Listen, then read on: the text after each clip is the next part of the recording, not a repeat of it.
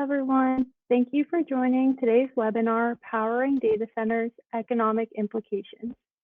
This webinar is being presented by Sean McCarthy, Ekwanife Chibagwu, and James Sheedy. Sean McCarthy is an analyst at REMI. He holds a Bachelor's of Arts in Economics from the University of Massachusetts Amherst. Sean has played a vital role in REMI's transportation efforts, along with various one-off projects with REMI's clients. Examples of past work include the hosting of webinars focusing on low-income housing development, along with consulting work, which consisted of transit expansion and short-range transportation planning. Ekwanife Chibagwu and James Sheedy are economic assistants here at REMI.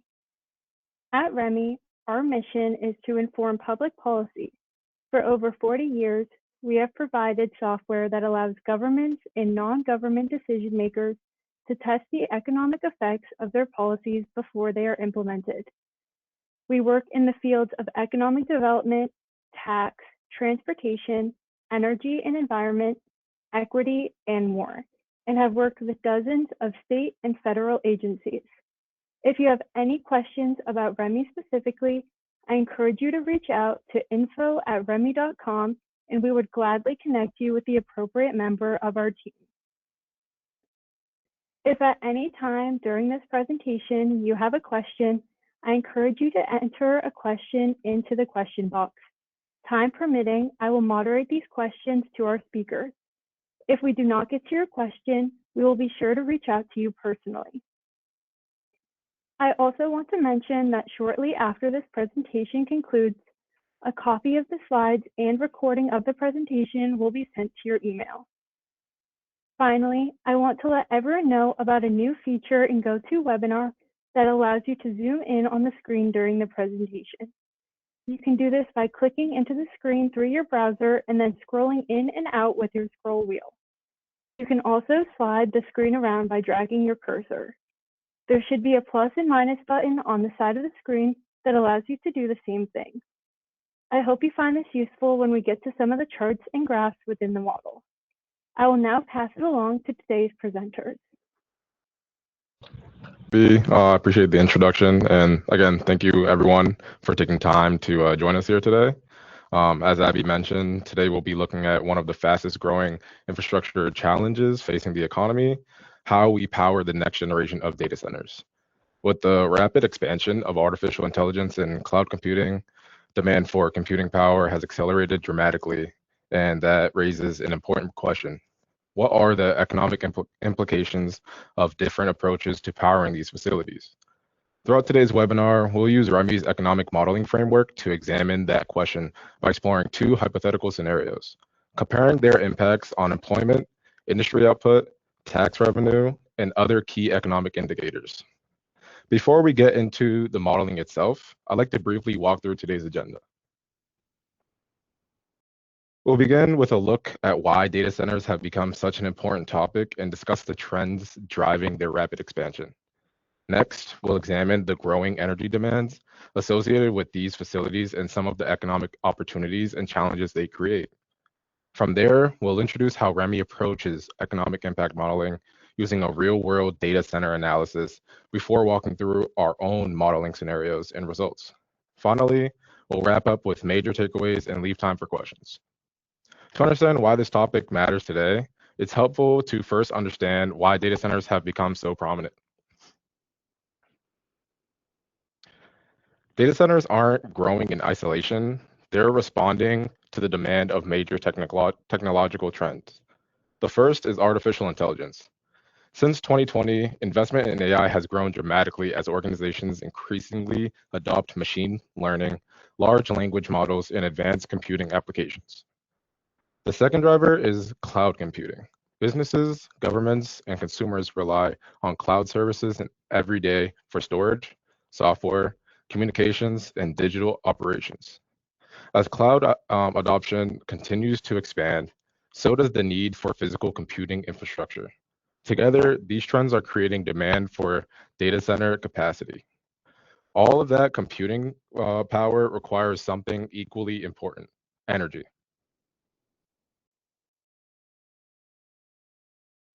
Unlike many other commercial buildings, data centers continuously consume electricity. Servers operate around the clock. This means that these facilities require a constant and reliable supply of power. In addition to the computing equipment itself, cooling systems represent another major source of electricity demand. Individual centers can consume as much electricity as mid-sized cities, making location decisions especially important.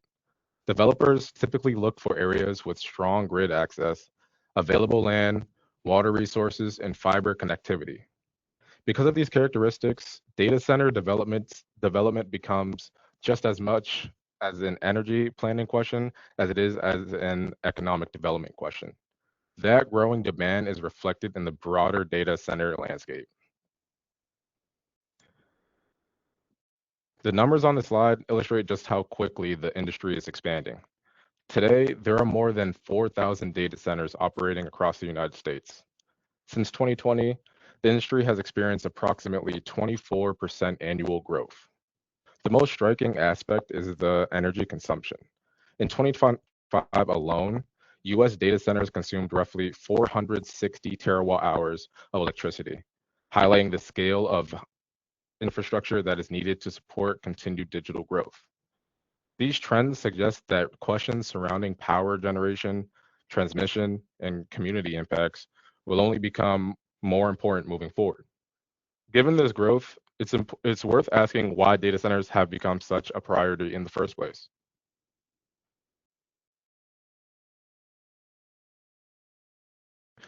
Just as previous generations depended on highways, railroads, and power plants, today's economy depends on computing infrastructure. Businesses rely on cloud services, governments rely on secure data storage, and AI applications require enormous computing capacity. At the same time, both government and private companies view computing capacity as a strategic competitive advantage, which continues to accelerate investment. While communities may debate where data centers should be located or how they should be powered, the underlying demand for digital infrastructure continues to grow. With that, I'll turn it over to James, who will walk us through some of the key economic changes and considerations surrounding data center development. Thanks, Equinife. Um, yeah, I'll be going into the economic disadvantages of data centers. So we have water consumption, grid strain rates, land use and noise, and as well as community pushback. So first, water consumption. Data centers use a lot of water, and a lot of the water consumption is due to the cooling that data centers need. I mean, the computer power and the computing demand, it heats up a lot in the data centers. So the cooling, large facilities draws millions of gallons annually, competing with local agricultural and residential use. As well as that, we have the grid strain. The concentrated demand can raise electricity rates, especially for data centers that are pulling from the U.S. power grid, and that can spike utility costs for neighboring homes and business if the grid is not upgraded in step. As well as that, we have land use and noise pollution. Land use, we have large campuses and their cooling equipment change the character of rural and suburban land. So we've seen a lot of community pushback on data centers, especially in rural landscape, and noise pollution as well. These data centers are running 24/7, and the noise of these data centers have been a large concern in local economies. So as well as that, we have the community pushback. Residents, like we said, often feel the decisions are not really made with their input, and they feel kind of distrust with the projects that are bringing investment. And those are some of the economic disadvantages, and I'll be going into some of the energy sources and the way these data centers are being powered. So some of the good power sources of data centers, we have solar and wind with battery storage. So solar and wind is not as common, but it's zero emission. It's probably the most environmentally friendly way of powering these data centers, and they're usually powered with battery storage because they usually don't power all the data centers. They need an additional power source with that for around the clock reliability. Then a hot topic recently in data center powering is nuclear and SMRs. So SMRs are kind of small-scale nuclear reactors, and what they do is they do nuclear fission, which basically splits atoms and produces an immense amount of heat, and that heat is used to like boil water, and that produces steam, and that kind of powers the turbines. So that's kind of the newest renewable energy source that's being powered through data centers, and we'll walk through that a little bit later in the model. And then some grid interactive agreements that data centers have done. So some data centers, they pull from the US power grid, but as they pull electricity from the grid, they actually add to it as well. So they kind of cancel out the net impact that they have on consumer electricity prices. And then some of the bad power sources we have is coal plants. So these coal plants are running, especially with data centers running 24/7. These high emission power sources can be seen as very dangerous for the environment, especially the emissions that they produce and the pollution that they contribute to. This has been seen as one of the probably worst ways of powering data centers. And then as well as coal plants, we have diesel backup generators. These are seen with nuclear power plant powers. Usually they have diesel backup generators, and these kind of contribute to pollution as well. I mean, they have a lot of emissions, and 24/7 they're producing and contributing to the local air pollution. As well as that, we have the unplanned gas peaker reliance. A peaker plant is basically a power plant that's designed to only be used in like very high electricity demand. So it's kind of like an emergency kind of power plant that's used, and this is used when electricity, like the power grid, is not upgraded as well, or the data center is approved before the power grid is upgraded. So they're basically pulling energy from a power plant that's or from the electricity grid that's not set up yet. And this basically this forces them to build data center kind of rapidly, pull energy quickly, and this kind of produces to greenhouse gases. And this is also very harsh on the electricity demand. And then some of the ways that we've found that we could build the data centers better, like SMRs, like we said, one of the newest and most renewable ways of powering these data centers. And we have renewable integration, so we have like the solar and wind that we said. We have grid modernization, so upgrading the grid, making sure that they can handle as much electricity that data centers need, and accommodating for this increase in electricity demand. We also have battery storage. So with data center outages, if there's any outage or any flicker in electricity, then they can accommodate for any kind of outage, or they can accommodate for the spike in electricity demand. And then also more efficient cooling. So that way these data centers aren't consuming as much water, since water consumption is one of the biggest concerns of these data centers. Then we also have emerging and green innovations. So like we said, solar and wind microgrids, this is being used recently. It hasn't been used as much in the past, but this is definitely one of the cleanest ways of powering these data centers, but they have to be paired again with some other power source that is more dense in energy. And also we have waste heat recovery and reuse. So this is obviously better for the environment, doesn't pollute the environment as much. And we also have grid interactive demand flexibility. So like we said, in interactive agreements between data centers and the electricity grid, basically pulling and contributing to the power grid. And we have geothermal power. So this is not seen as much, but this is more of a recent addition to the powering source of data center. So basically, this is one of the most renewable ways of powering data centers. Believe that it's being used. Yeah, it's being used a little more recently, but yeah, we haven't really seen that as much in data centers. And then the next slide, we'll talk a little bit about us here at REMI. We are inspired by a single goal: improving public policy. And our models, we're built for any state, county, or combination of counties for US. These are some of our clients as well. So what we do is economic modeling, and we do economic forecasting, and we basically help companies make informed decisions on their policies for some of their projects and investments. And why economic modeling is important is because you need a software solution that can quantify kind of the impacts of the policies and you need to be able to see the economic effects on your certain industry. So some of the economic model policy making process that we do is first we formalize your decision making process, make sure that the policy is verified, make sure that we get the policy right, and then also if we pass or block the legislation. So making sure that the policy is we know the effects of the policy, we know kind of what the long-term effects are going to be, especially in your industry, and we can quantify that through our economic modeling. And then to modernize and advance your agency. So basically helps you see kind of what the long-term impacts are going to be on your industry if certain policies pass, or if some shock in the economy happens, you would be able to see that through our models.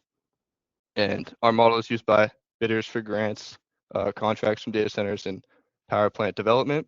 When you want to demonstrate their proposals to see kind of the economic effects of the data centers that are being built and constructed, and kind of seeing the long-term goals of these companies. Also, policy organizations and regional planners can use our models to add quantitative rigor to their proposals and make the benefits clear to stakeholders and decision makers. I'm gonna turn it over to Equinify for the REMI study. Thank you, James. Before presenting our own scenarios, I'd like to highlight a real-world example of how REMI has been used to evaluate data center development. This analysis was completed for the Iowa Economic Development Authority and the Iowa Department of Revenue to estimate the economic impacts of Apple's proposed data center project in Waukee, Iowa. The figures on this slide summarize the major investment made throughout the life of the project, spanning from 2018 through 2022. You'll see annual construction spending, investments in equipment and computer hardware, as well as the number of direct jobs added during each phase of development. Together, these inputs form the foundation of the economic impact analysis. One thing that stands out is that while data centers are extremely capital intensive, they typically employ relatively few workers once they're operational. In this case, the project ultimately created about 50 permanent direct jobs. Even with a relatively small permanent workforce, REMI projected meaningful impacts throughout the broader economy because of the scale of construction spending, equipment investment, and supply chain activity. This illustrates one of the strengths of economic modeling. It's not simply counting the number of employees at a facility. It captures how investment ripples throughout industries, households, and government finances across the regional economy. That same approach is what we've applied in developing the scenarios we'll present today.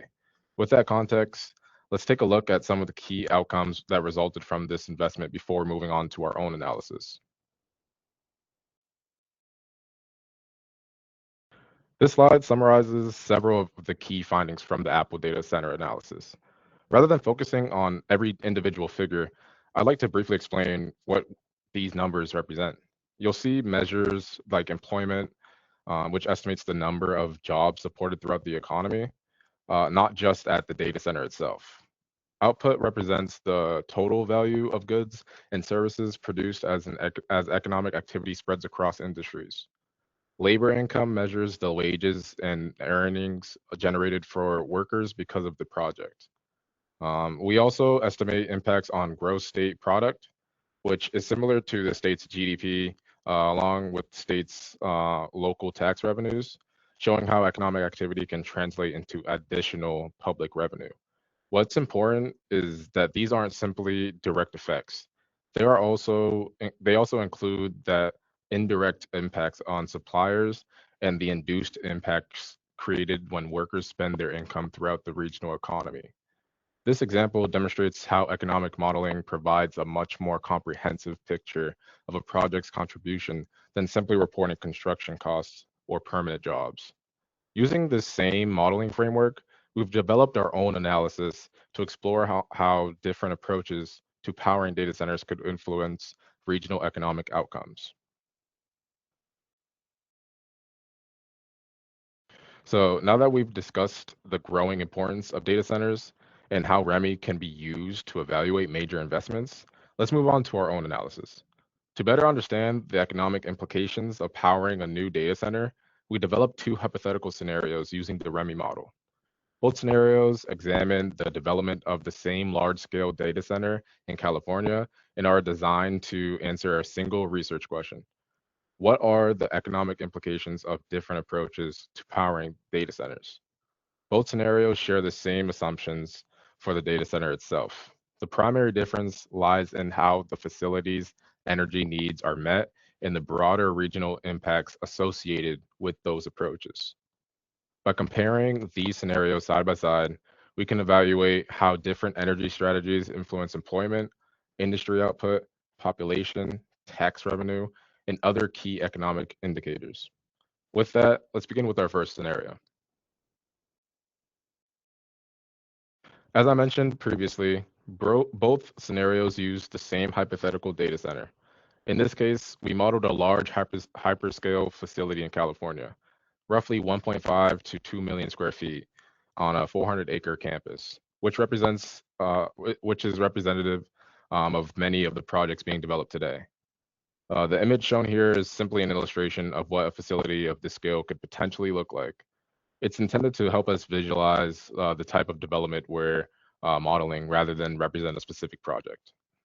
For this scenario, the facility receives its electricity from the existing power grid. We also included a negative amenity, which is REMI's way of representing broader community impacts that aren't directly measured in dollars. Think of the factors like noise, pressure on local infrastructure, greater water demand, higher electricity costs, or other quality of life concerns that can make a region somewhat less attractive over time. Rather than modeling each of those individually, the negative amenity captures their combined effect on the regional economy. Because of those assumptions, this scenario establishes our baseline case and allows us to evaluate how a large-scale data center affects the regional economy when supporting energy infrastructure is not introduced. With that foundation established, let's take a look at the specific inputs that we are entering here into our REMI model.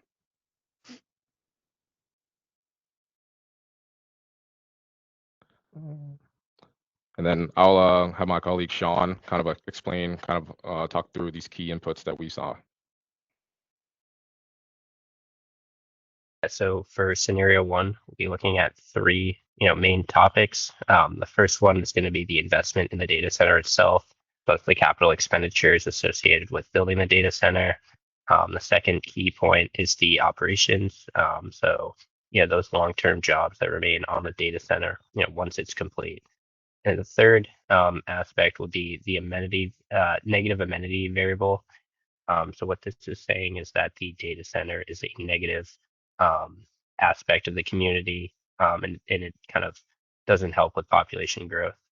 So looking at some of the dollar amounts, so we were model construction as detailed industry sales in the power and communication structures.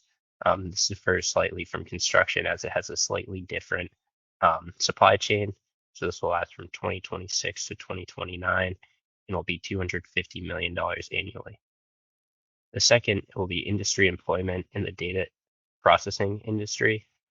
This will range from 2030 to 2050, and this will be 200 jobs on the data center. And the last input will be non-pecuniary aspects, also known as amenity.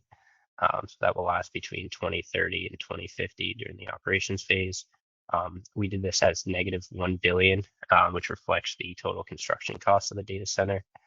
And then 2 points to note on this. First, we modeled this on the state level rather than the county level.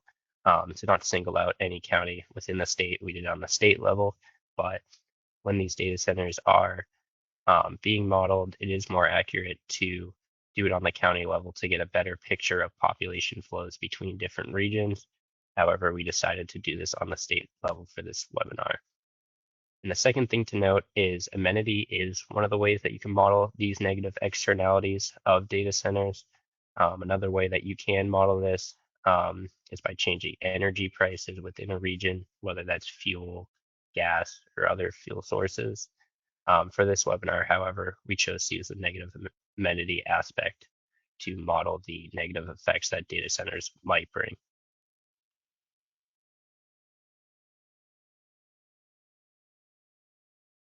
All right, thank you, Sean. Now let's take a look at the results, beginning with employment. This chart shows how job impacts are distributed across major sectors of the economy. While construction experiences the largest gains during the build phase, the benefits extend well beyond that industry. Sectors like professional services, retail, transportation, and hospitality also experience increases as suppliers respond to new demand and workers spend their earnings throughout the regional economy.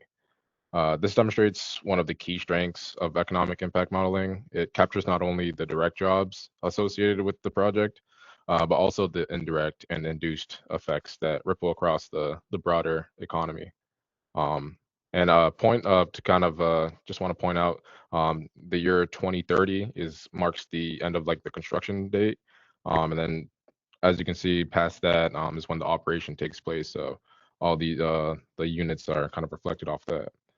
Employment is one way to measure impact, but we can also look at the overall economic activity changes. Another major sector, this figure shows changes in economic output across the same industries. Output measures the total value of goods and services produced, giving us a broader picture of economic activity than employment alone. Similarly to what we saw with jobs, the impacts extend beyond construction into a variety of supporting industries as spending circulates throughout the regional economy. Together, these results highlight how investments in major infrastructure projects can generate economic activity across multiple sectors, even when the number of permanent on-site jobs is relatively modest. Another important perspective is how those impacts evolve over time.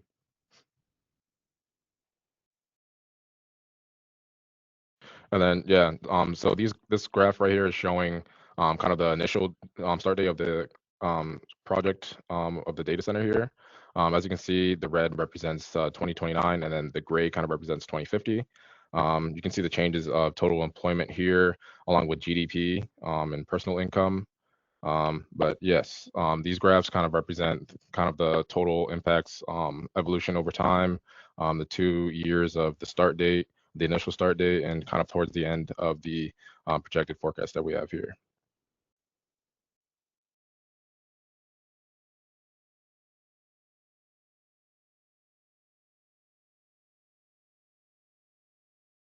Thanks, Equinife. I'm going to get into the scenario 2 introduction. So for the second scenario, same research question. What are we trying to, or what are the economic implications of different approaches of powering data centers? Second scenario is going to be the same data center in California, but this time it's going to be powered by SMR and renewable energy. So the size is the same, 1.5 to 2 million square foot with a 400-acre campus. This time the negative amenity is removed due to the cleaner power source. And the purpose is the same, to analyze economic effects of a data center, but this time with a renewable power plant instead of electricity pulled from the US power grid.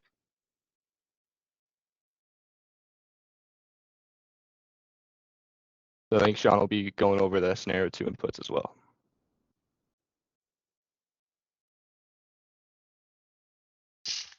Yeah, so for scenario 2, the inputs are slightly different. So, the first two inputs, the data center operation and construction, that remains the same between the two scenarios. So we're looking at, $250 million in construction from 2026 to 2029, and then also 200 long-term jobs on the facility from 2030 to 2050. What differs in this scenario is the investment in a power plant that runs alongside the data center. So the first aspect of that would be the construction of the power plant, which is around $250 million in sales for power and communication structures. This represents the power plant running alongside the data center. And then also we have the power plant output. this is the energy created by that power plant that's running alongside. Negative amenity in this scenario, it's the energy source, so there isn't as much pollution or negative externalities in the area.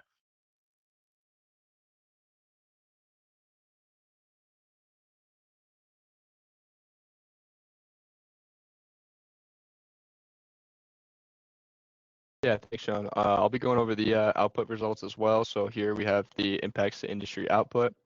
We can see that output for construction was the largest before construction. We can probably attribute that to the large construction employment that is being used to construct these facilities and the power plant as well.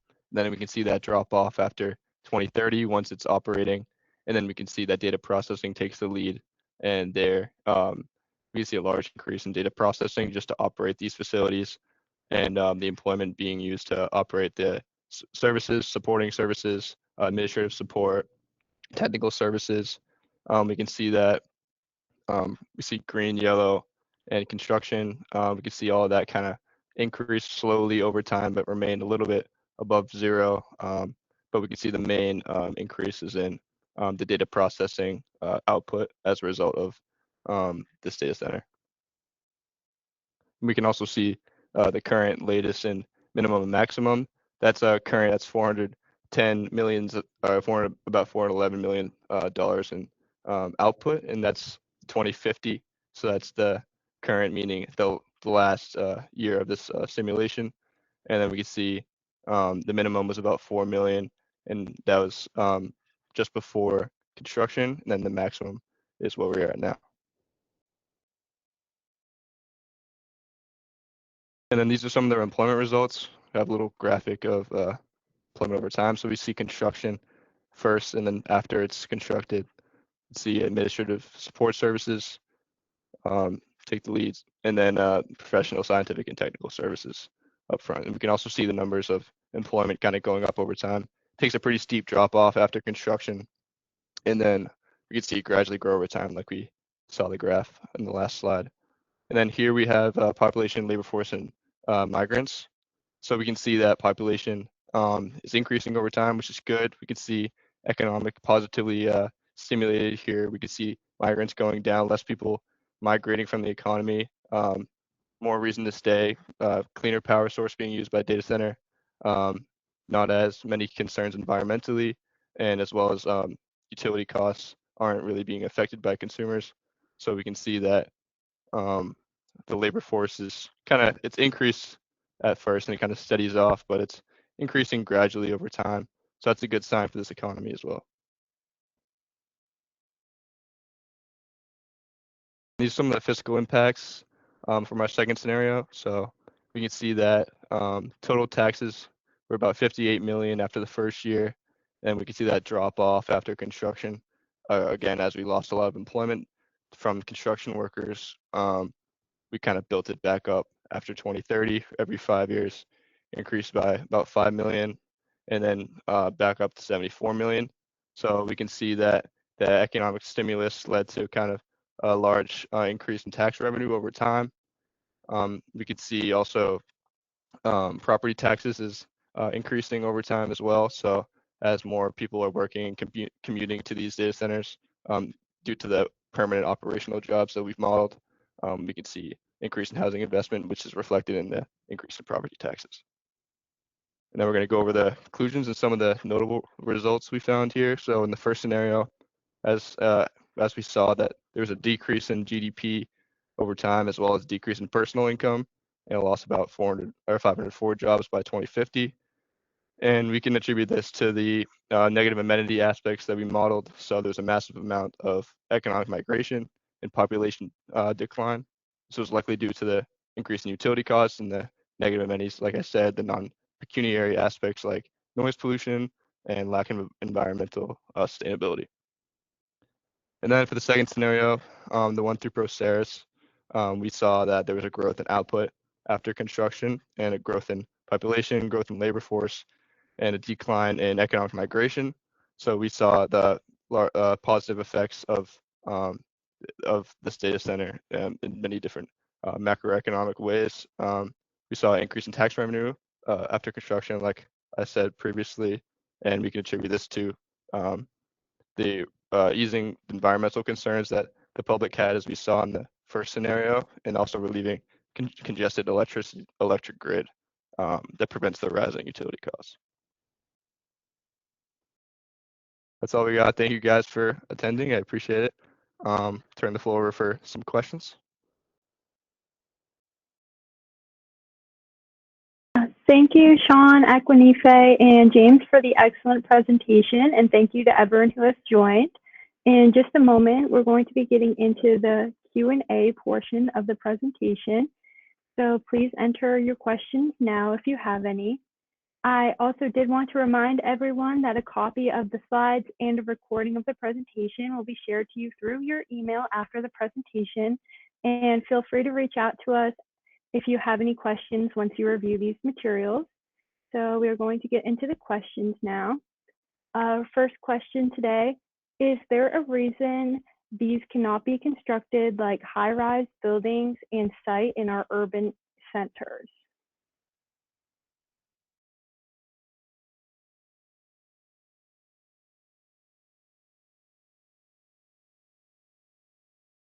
Yeah, I can answer this question. That is a potentially good idea for these data centers, in the urban areas. However, I think some of the engineering and architectural challenges might prevent that. I think, these data centers are typically put in, rural areas where there is more space. I think the land value is a lot cheaper in those areas. But I think it can be done. However, a trend that we've noticed is that they have been in more rural areas.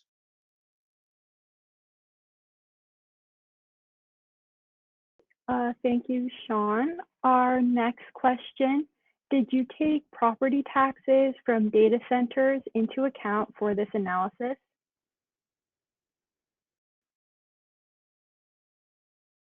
Yeah, so we didn't necessarily, model a, property tax on the data center. In scenario 2, we looked at changes to property tax revenue. That could be from a, multitude of sources, from increased housing investment, and, increased office or commercial real estate investment, all of that. We didn't necessarily model a increase of property tax revenue directly from the data center. However, we saw property tax impacts based off of, other effects.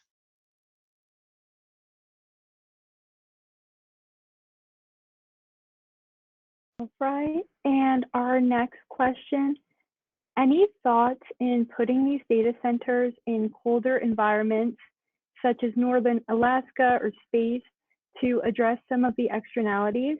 It could assist with cooling as well.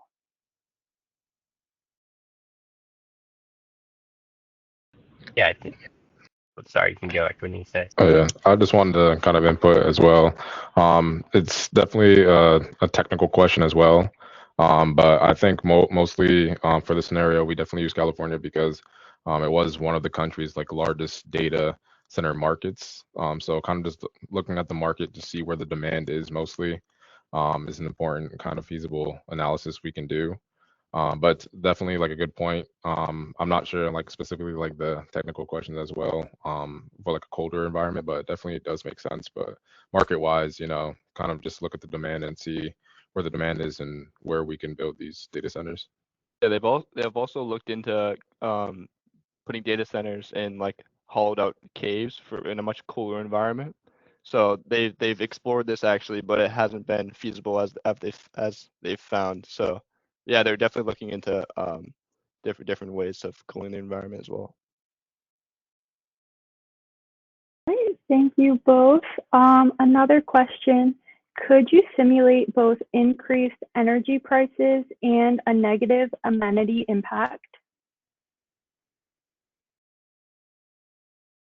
Yeah, I think you could, do both. I think the negative amenity aspect was looking at, noise and pollution. So I think you could do that on top of changes to consumer price of electricity. That is a lever that we have in the model, both on the consumer and the business side. However, we didn't have any data to support that.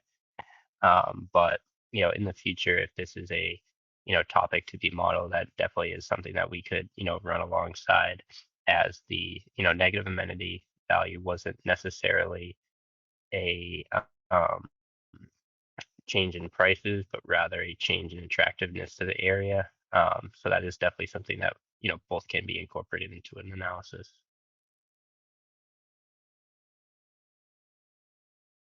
All right, thank you, Sean. Do you have a way of modeling the loss of jobs downstream due to AI? Yeah, I think there is a definitely ways to model that. I think we didn't touch on that in this webinar. We were more focused on the data center aspect. But I think depending on the data that is available on projected job losses, that could be something that you could model. However, that isn't something that we've looked into, so we don't want to give any official word on that. But in the future, if more data does become available, it is something that we could potentially check out in the future. Yeah, that's a good point. I think in terms of like AI, kind of just increasing and the idea that it's going to be replacing jobs.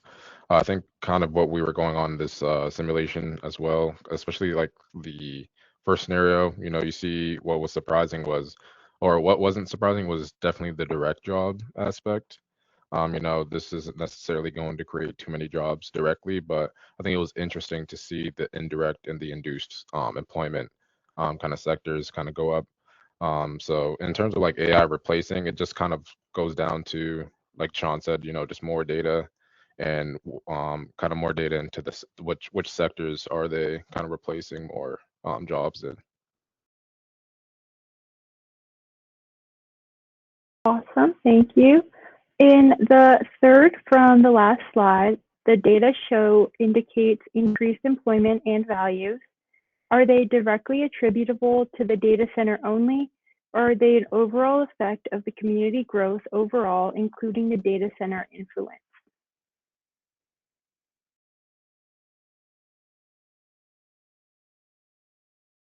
The third from the last slide.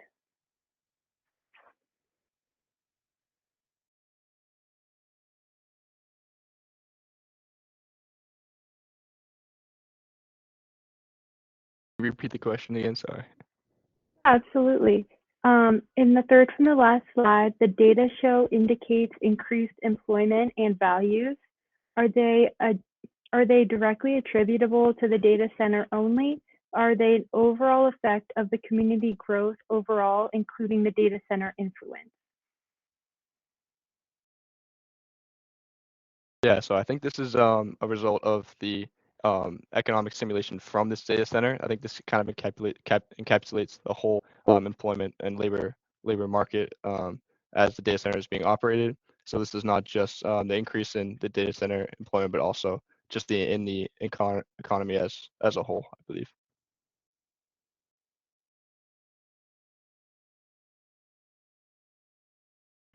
All right. Did your analysis take into account the differences in water cooling systems, such as open loop and closed loop?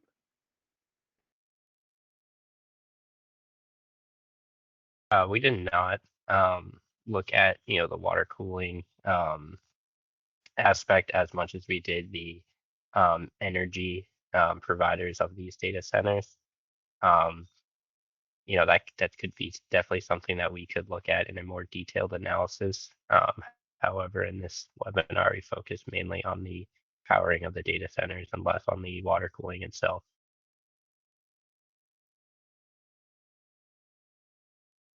Awesome. Our next question, great job, guys. I'm curious what each of you found most interesting during this project and what you think about potential strain data centers put on the power grid.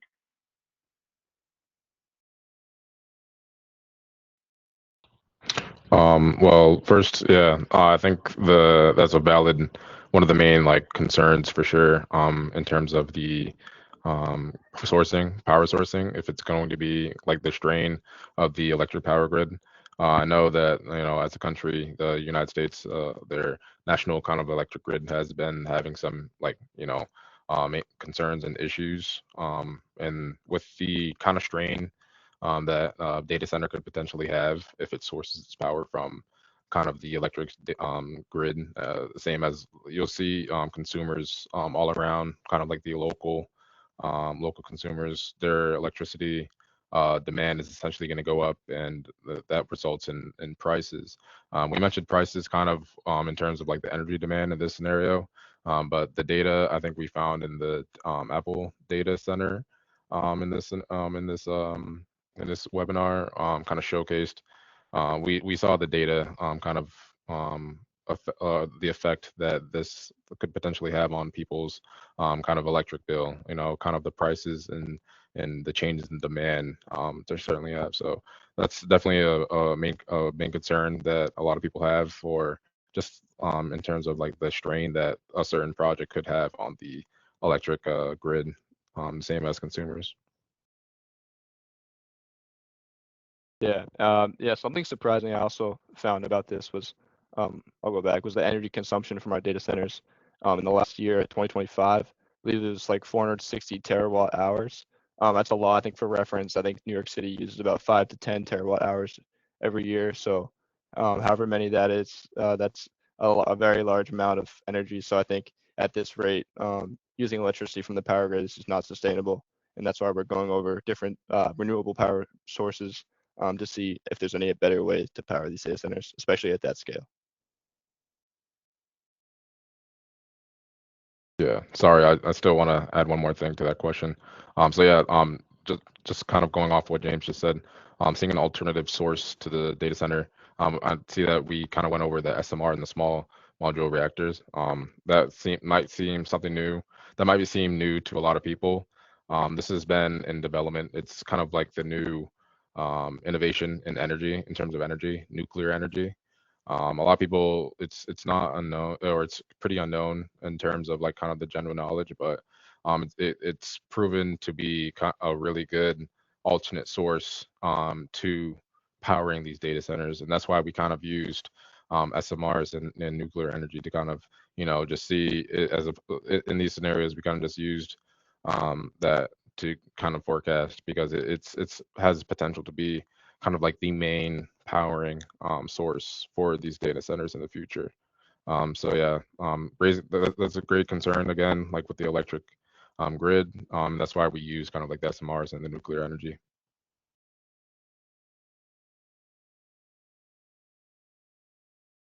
Great, thank you. Does or can the model project for a potential sprawl effect where the extensive acreage only results in a limited number of jobs on the site, locking up an extensive amount of acreage? So the community must make additional lands available to provide land to accommodate further growth for jobs, housing, etc. I'm not too sure on, the land and zoning aspect of that. I think, depending on, what information is available, I think that is something that we can model. However, I don't have a, confirmation on that answer. But I think it should be something that the model could be able to answer.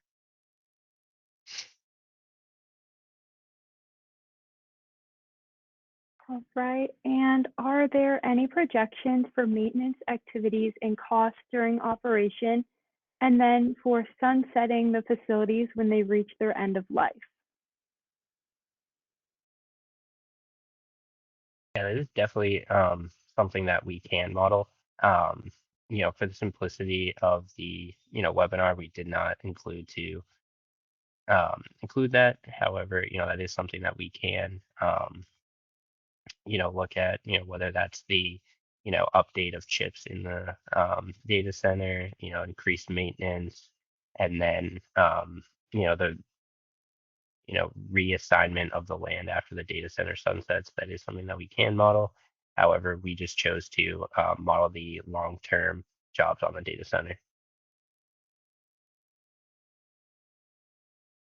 Great, thank you all. That is all of the questions we have today.